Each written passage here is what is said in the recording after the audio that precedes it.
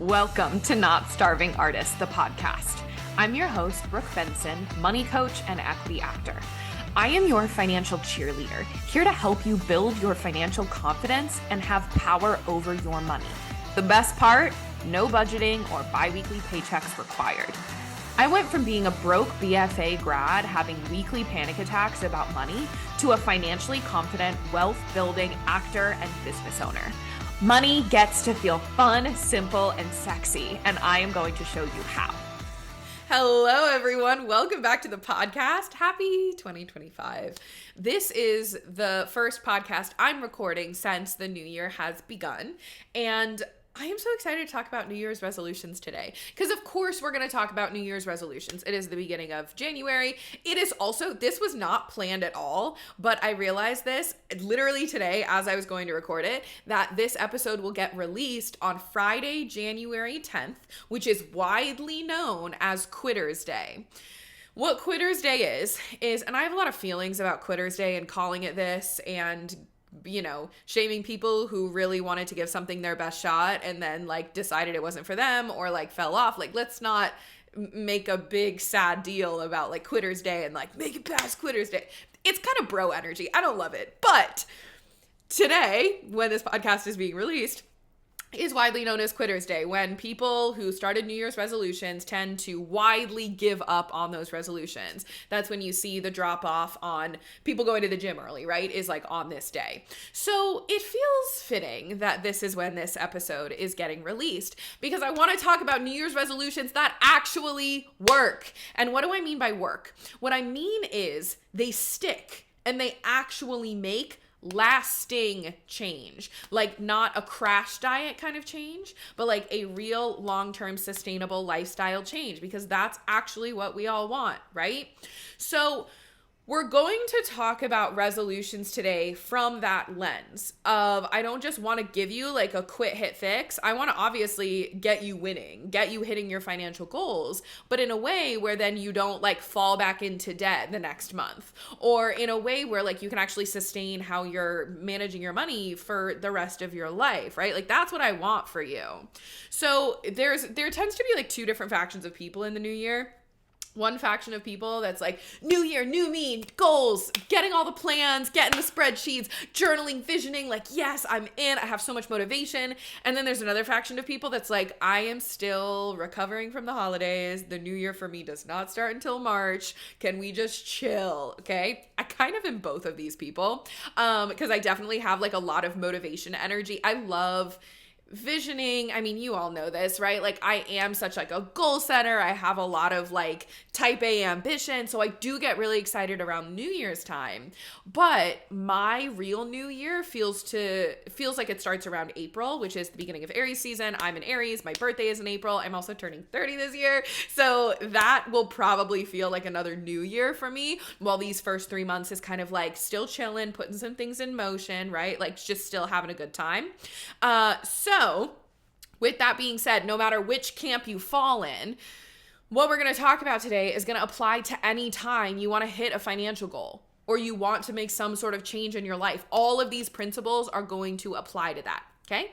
So what I want you to focus on, first, I just posted an Instagram story asking people what their 2025 financial goals are, or what are their intentions and their focuses. So usually it's I want to pay off this debt, or I want to have X amount of my debt paid off. I want to max out my retirement account. I want to have $10,000 in my savings. I want to be 3 months ahead on bills. I want to hit X income goal, whether it's 5K months, 10K months, 6-figure year, 500K year, right? Certain income benchmarks.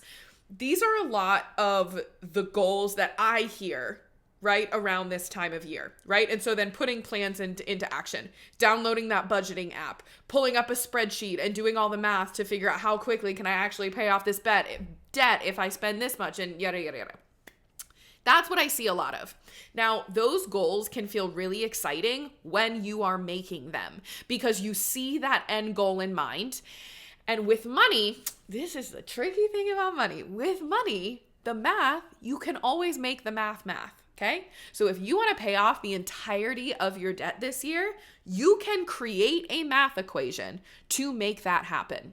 If you want to save $10,000 this year, you can look at what you're bringing in, even if your income fluctuates yearly, what you're bringing in, you can look at what you spend, and you can do the math that if I put myself on this budget and I only spend this much and then I save this X amount each month, by the end of the year, I'm going to have $10,000 in my savings. It's really easy to make the math.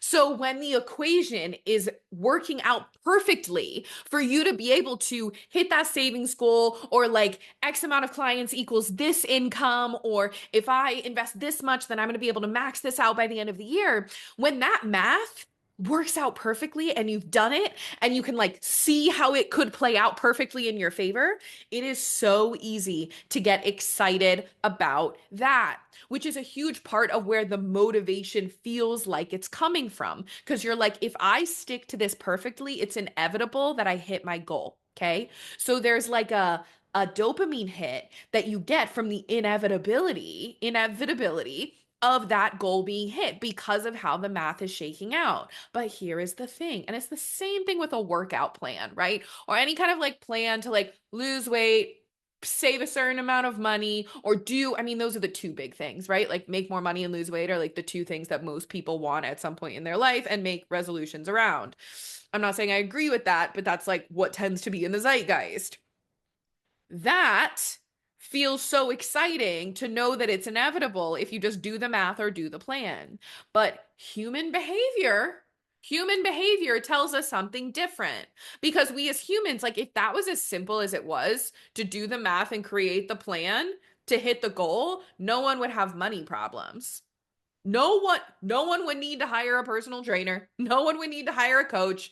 Everyone would just use the same spreadsheet and like no one would have problems, because that's not how human behavior is. Because we have thoughts, because we have feelings, because routine and habits and lack of motivation and life shit comes up as we are moving through this like perfectly executed and orchestrated plan. Okay.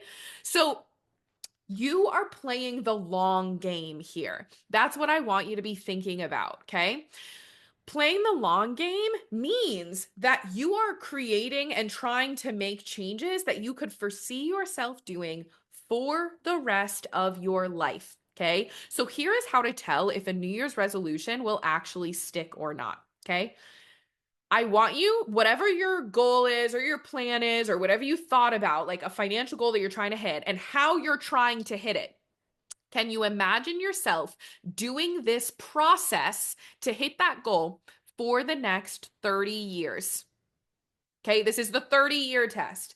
If you can't imagine yourself being on the kind of budget you've put yourself on, and I mean, take it past money too, being on the kind of workout plan or diet that you're on, being on the kind of like money management process that you're on, right? Or how many like hours you're going to have to put into work because all of these new like projects that you're trying to do in order to like increase your client load or make more money. If you can't imagine doing all of that stuff for the next 30 years, you will not stick with this resolution. This goal will not come true because you're going to push yourself into some sort of blackout binge or burnout, right? And you're going to fall off. That's why fall off happens, because we have all these big pie in the sky, exciting ideas that's like infusing us with all this motivation. We can't imagine falling off this time or not being able to do it this time because look, the math all works out.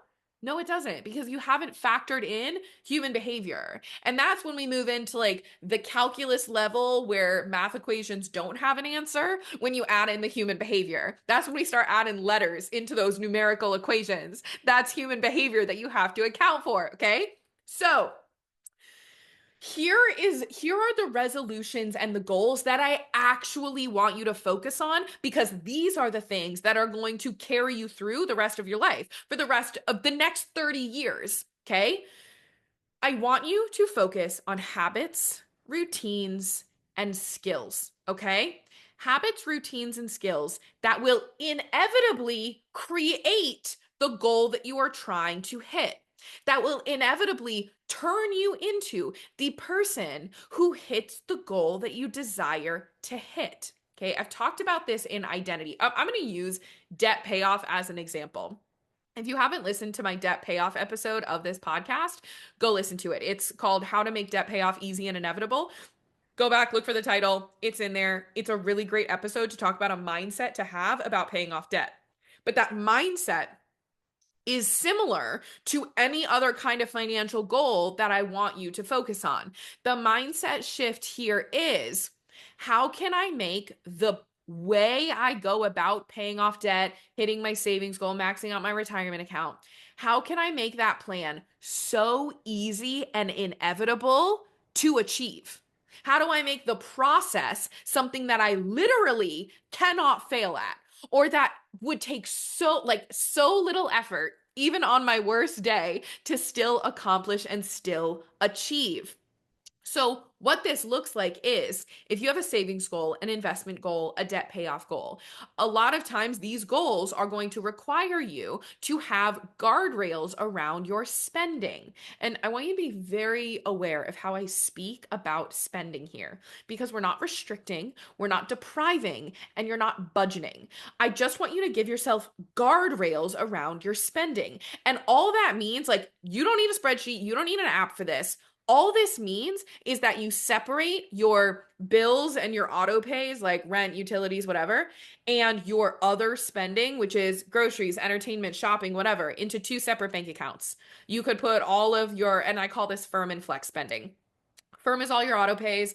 Put that in a checking account. All that comes out throughout the month on auto pay, no big deal. Separate your flex spending into a different account, whether that's a checking account or a separate credit card, and zero it out at the top of every month. Don't just let it auto pay the statement balance. Go in, make the total balance zero at the start of every month so that you can see how much you actually spend throughout the month, and spend everything on that one card or from that one bank account. That's guardrails. So you can decide a big picture number that you want to spend that will help you hit all of these other goals. Just separate your money. Like, you don't need to like have all these categories and restrict all your favorite things. No, just put a guardrail around your spending, which is, I want to spend X amount this month. And when you're deciding what X amount is, this is part of what's in that other podcast episode as well. Make sure it has wiggle room. Do not put yourself on a crash diet financially. Make sure you have room to eat out. Make sure you have room to get your coffee. Make sure you have room to, if you win the lottery, for show tickets for I don't know, Harry Potter, if you've been trying to see Harry Potter for ages and you want to go see it, like, you have the funds to be able to go see it. Give yourself some wiggle room, okay, with your spending. And if that means that you can't save or invest or pay off as much debt every single month, that is better, because you are making it so easy to stick to your goal. I would rather you save $200 a month versus $500 a month if the $200 amount feels like, this is so easy. Like, I feel like I'm not even doing anything hard. Like, I can definitely bump it up because, like, this feels so easy. I have like so much wiggle room. Do that one then. Because if you try and bump it up to 500, you're going to put yourself on a restricted energy. You're going to feel like it's really hard, and you're going to have to like grit your way through month after month after month, trying to save the 500 and save the 500 and save the 500. But then by the time you end up saving all the amount that you wanted to, you hit your $10,000 goal, you're going to be like, oh, thank God. Right? And then you're just going to spend a bunch because you've put yourself in a place where, like, you can't fucking wait for it to be over so that you can finally spend normally again.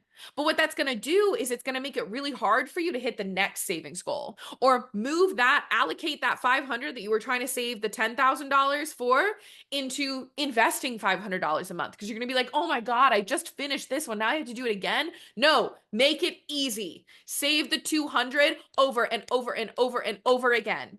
It's not going to feel hard, and that's the goal. I want it to feel easy. I'm getting so passionate about this because this feels less good than that really intense debt payoff plan you've created for yourself. Making it easy and making it inevitable does not give you the dopamine hit of like, I'm going to do this plan and the math works out and it feels so good because I'm doing something really hard and I'm going to earn it. And like, it just feels like this big thing that you're accomplishing. When you take that away and you actually put into action something simple that actually gets you closer to the goal, it doesn't feel as like glittery and adrenaline boosting and like motivating and exciting. Okay? Acknowledge that. Acknowledge that you are going to have to fight against this like all or nothing energy, which is where this comes from, right? You're going to do nothing. You're going to be in a blackout binge. You're going to be spending YOLO, fuck it. We only live once. Climate change is going to destroy our planet tomorrow. So like, let's just ride it out, run it up on the card. I got this round kind of energy. But then you go into the all, that was the nothing. Then you go into the all section where you're like, budget, no eating out, eating in every single night. I'm going to cook myself all the perfect meals. I'm going to have the perfect morning routine. I'm going to meditate and journal on money every single day. And I'm going to only spend this amount on entertainment every month. Like I'm going to cut out all this stuff. And you go into the all part of the all or nothing. And then you burn out. And then you're back in the nothing. And then you're in the all. And then you're in nothing. What that does to our dopamine, we love that shit because the all feels so good, but the all is always going to come with the nothing. We can't just live in all the time. So what is the opposite of all or nothing? Consistent, steady simplicity. And that is not exciting to our dopamine levels. So what you have to do is you have to give yourself dopamine while you're creating simple and sustainable plans. So I'm going to give you an example of literally what I am doing in my life right now for one of my, and I don't even want to call it a New Year's resolution, but it's like a monthly intention. Okay. My monthly intention, like throughout 2025, I'm going to have a different intention every single month. I'm having a focus this year of keeping gas in the tank. What I mean by that is, as I'm moving through my life and as I'm like setting goals and letting my ambitions still live, right? Like I still am a type A overachiever, but I always want to keep gas in the tank. This is one of my favorite authors and artists. His name is Austin Kleon. I don't know if this is one of the things he said or if he quoted it in one of his Substack newsletters from someone else. I can't remember, but keep gas in the tank is one of the things he talks about, which means stop for the day while you still have ideas, while you still have gas in the tank. So that way, every single next day, you're always going to have somewhere to start. You're never starting on empty because starting on empty is really hard to get going. So always stop when there's gas in the tank. So this energy is the same with like these money goals, these intentions that I want you to be focusing on is how can you keep gas in the tank? How can you do the most minimally viable thing when you have a really horrible day, a really stressful day? Okay, so then this leads me into what I'm doing for this first month of the year. What can you continue to do when you are violently hungover? Okay. My intention for January is I am focusing on moving my body and building my strength back up after 2024 because 2024, so first month of the year, last year, I threw out my back and I was on bed rest for 2 weeks. Like if you were my client during that time, I remember me, I was literally taking my calls laying down because I could not move. I couldn't walk. And I had so many health stuff like pop up around that time that was related to my back issue. And I'm 29. I shouldn't be throwing out my back, but that really like put me on my ass to start off the year.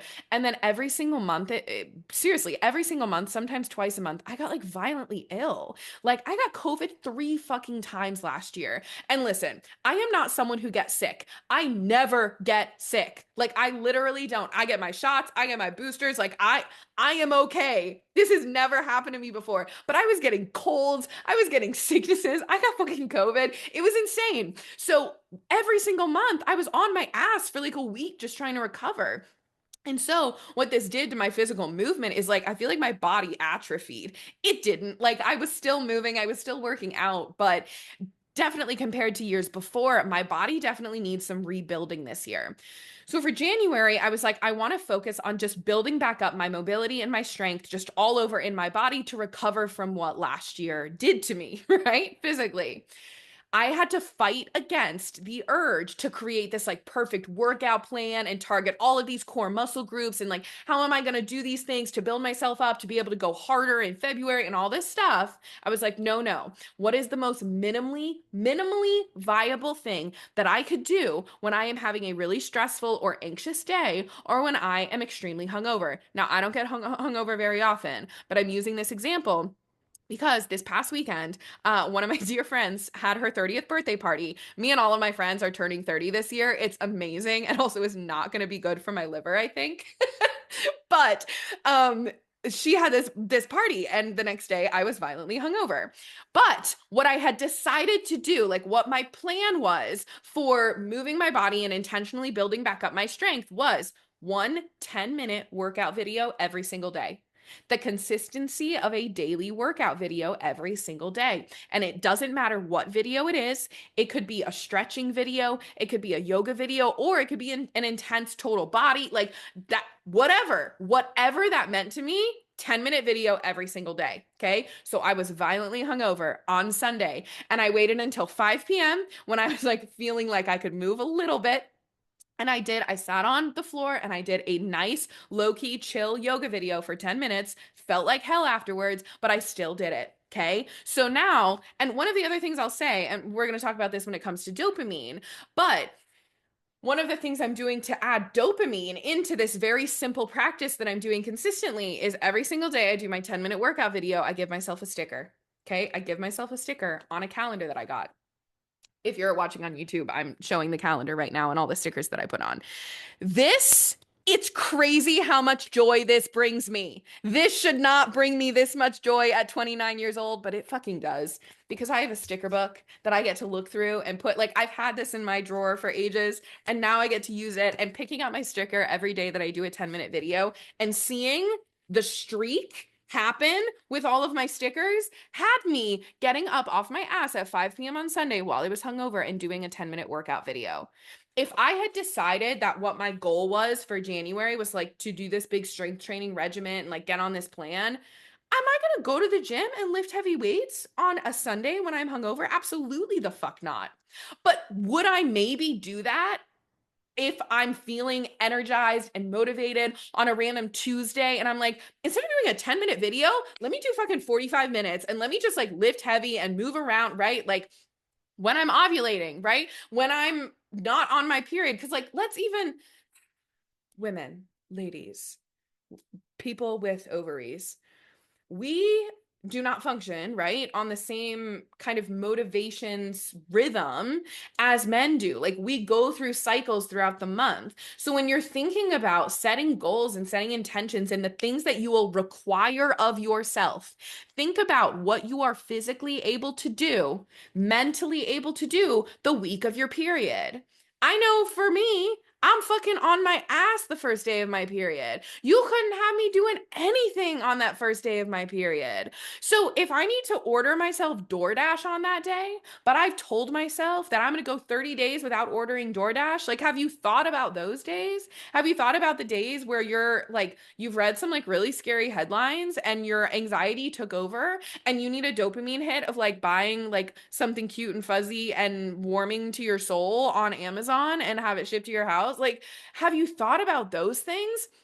So why I'm sharing this example with you is because the simplicity of a 10-minute workout video every single day is the thing that's going to actually have me rebuild my strength in the way I desire, versus the thing that would be more better or more right, hard quotes, if I'm looking at all the things on Instagram of the people telling me how to rebuild your body strength and here's the workout regimen for the best, okay? The thing that's actually going to be sustainable and have me rebuilding my strength is the small shit that I give myself stickers for. Okay. So I want you to think about with your money goal, can you see yourself being able to complete it when you're violently hungover? Can you see yourself being able to complete it while you're on your period? Can you see yourself being able to stick with it and not get discouraged if life throws you a random medical bill, right? Like my partner found out he has to get eye surgery this week.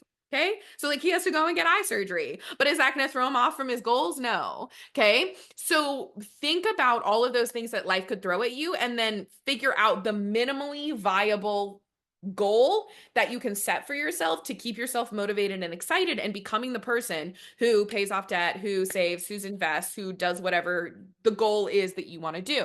Okay. So I'm going to give you some things now here to use while you're creating 2025 money goals, money New Year's resolutions, right? Like financial intentions. One of the things I want to give you is instead of trying to remove something, can you add something in? So I had a client say that one of their intentions for this new year is eating out less, right? Cutting back eating out to one time a week. What I want to rephrase that as, and what I want to, because that's just going to feel like every single time you choose not to go out, it's going to feel like restriction. It's going to feel like you're cutting back. Okay. I want you to think about, what if instead you added in one really exciting meal that you get to eat out every single week, and you like start of the week, you decide what night it's going to be, you choose the restaurant, you can get excited about what meal you're going to get, right? Adding in one exciting meal a week versus trying to eliminate every single time you eat out. So this one is more of a mindset shift, because maybe the intention is eat out once a week, but can you think about it as, can I plan a really exciting meal out for myself every single week to look forward to and get excited about? So that way the other nights when I'm not eating out, I'm not feeling restricted or deprived, because I have a really wonderful, fun date with myself going out to eat one time a week. I mean, bonus here, could you, as you're doing this research, go find like a really great deal? One of my favorite restaurants has like Taco Tuesdays where it's $2 off tacos. They have a wing night where it's half off wings, right? Where you're like cutting back how much you're spending, but you're still getting to eat the same delicious food you love to drink. Or a happy hour. Can you have fun finding a deal that lets you go and indulge and enjoy yourself at a price point that feels good to you, right? So that's what it means to like add something in versus removing something.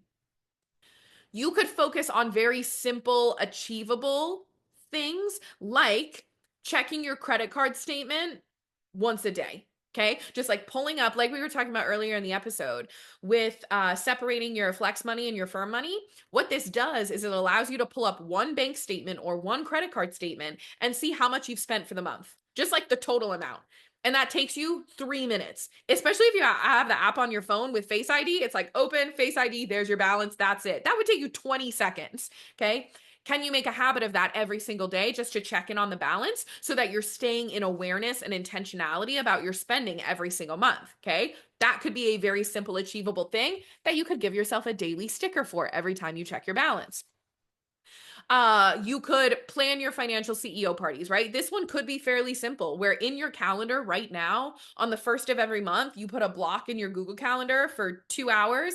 Financial CEO parties only take you an hour, but give yourself some buffer room. Give yourself some space to like enjoy it if you're taking yourself out or if you want to go on a walk after. 2 hour block of time on the first of every month. Boom. Or the first Saturday of every month. Boom. On your calendar, done, amazing, and then stick to it this first month.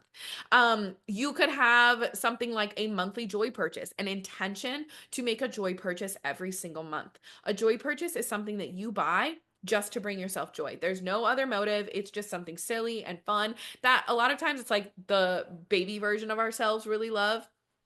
You could make it an intention to learn about one new financial topic this month. Okay.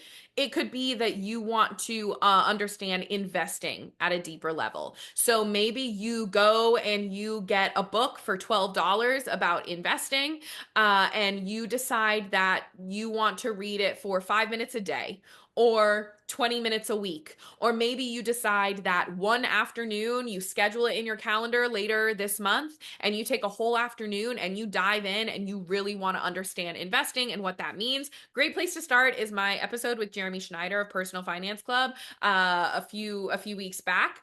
Go listen to that episode. That's an entire crash course on investing foundations. Go do that. Make that your intention to listen to that podcast episode this month. So it could be something as small as that, just intending to learn, get a skill in your body around money for this month. Okay.